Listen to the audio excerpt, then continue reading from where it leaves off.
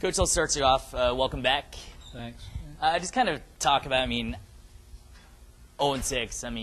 How do you assess where you guys are right now as far as, I know the SC games, the weather kind of played a big role, but just kind of talk about where you are right now. Yeah, we're not where we want to be, but played 6 games against very quality opponents and lost 4 one-win ball games. So we're getting close, but we're just not quite there.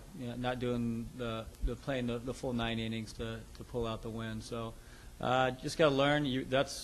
When you're playing the real games, that's when you learn and try to make adjustments and go on from there and try to play your better baseball as the season progresses. But we've dug ourselves a little bit of a hole, so we got one more game on the road against Fresno State, who's 6-0, and then we have 17 of 18 at home.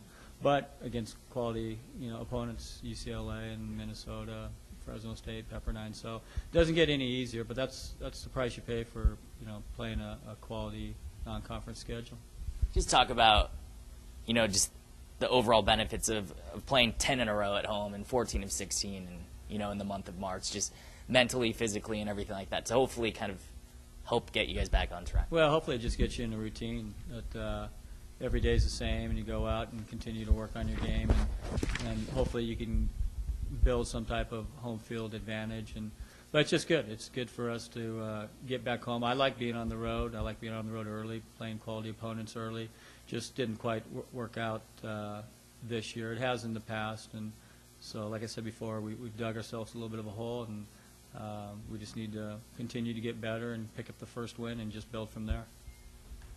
Yeah, Coach, building on that, talk about putting the brakes on this thing, as soon as you can, and getting this thing turned around before, kind of like last year, you just never were able to get out of that hole.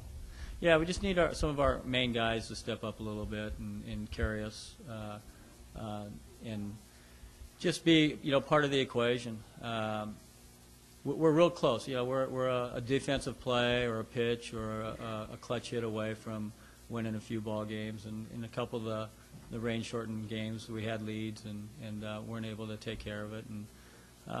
But if you aspire to get your program to a certain level, you got to play the best possible competition. That's what we're doing, and it's not like we're outmatched. We may not be the better team majority of the game so far, but we're not outmatched, and we're not getting blown out or anything. So now we just need to figure out collectively as a team how to win ball games.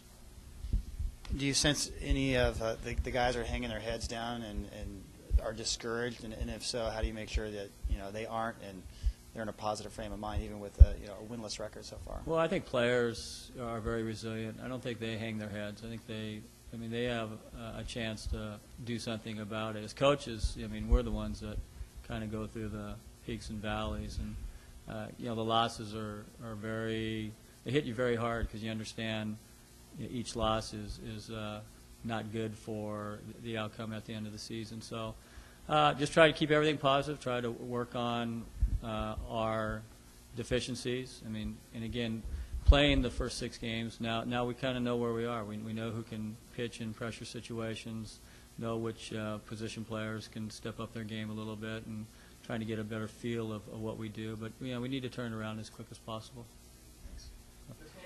Yeah. Update on Jordan, how he's doing. Haven't heard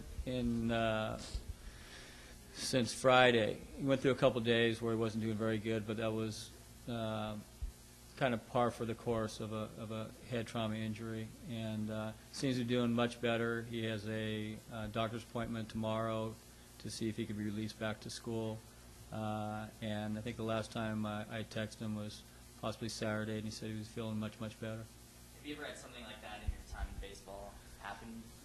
Yeah, we've ever since I've been here, we've had 2 other occasions. Had a kid with a helmet on in batting practice at Long Beach State. He'd hit in the helmet, got knocked out, had to miss the next series and a week or 2 after that. And then we had one of my pitchers was walking by the batting cage and he got same thing, got hit in the neck.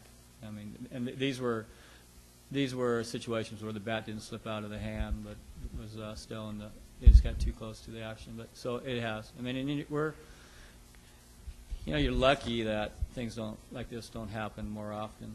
And a lot of times, you know, half inch here, half inch there can be very detrimental. So, but it's happened, you know, a number of times.